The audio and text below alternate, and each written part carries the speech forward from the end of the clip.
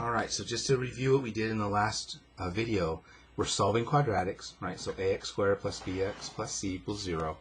We know we can use the quadratic formula to solve it, but it turns out that the piece that's underneath the radical is a very important piece because it helps us the number of solutions that we have, right? And it also the type that they are. Am I real? Am I irrational? Irrational? Am I complex? And are there one or two of us? So that part alone determines that. And like I told you in the last video, we call that part the discriminant. So to kind of summarize and give you a little bit of flow chart, here's what can happen. All right. And one thing that can happen is the b squared minus 4ac is nice and positive. I think in the last example, it was 25 and 17 respectively. So both numbers are nice and positive. And so at this stage, there's two possibilities, right? If we have I'm going to call it a nice square, we're going to get two rational real solutions. All right, so that was the case in the last video where it was equal to 25. 25 is a nice square, so the square root of 25 is 5, and then we add and subtract b, and we end up with two relatively nice rational real solutions. The other possibility is that we get something that is not a square, like 17, and we still get two real solutions, but because it wasn't nice, right, they're going to be irrational. Oops, let me spell that right. Okay, so there's one of our possibilities, and that possibility creates two situations. So if my discriminant is positive, then we're either going to be getting two rational real zeros or two irrational ones. A second thing that can happen is that my b squared minus 4ac actually is equal to 0. And when that happens, what we end up with is one real rational, right? This is going to be a very nice one, solution. So that's another possibility that can happen with regard to the discriminant. And of course, the last thing, if we're positive or 0, the other thing that can happen is that b squared minus 4ac is less than 0. So it's negative, basically.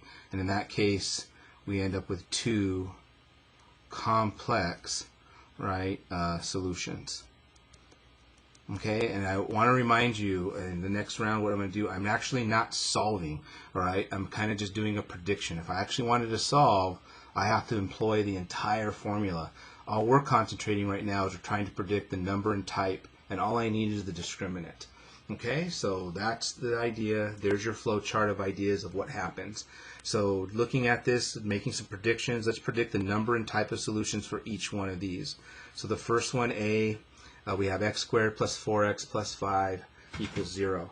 So my A is equal to 1, my B is 4, and my C is 5. So since I'm not trying to solve, I'm just making a prediction, all we need to do is figure out, well, what's the value of the discriminant? So plugging in my values, we end up with, we end up with 16, and then that's minus 20, and we get negative 4. All right, and so this is less than 0, so how many solutions do we get? We're going to get two complex zeros. Now again, if I wanted to find exactly what those two complex zeros are, I now employ it into the full quadratic formula. I just now know that what's underneath the radical is negative 4, and that gives us a 2i and all that other good stuff. But again, I'm not solving, I'm just trying to make a prediction. And the next one, in this case, A is 4, B equals negative 20, and C equals positive 25.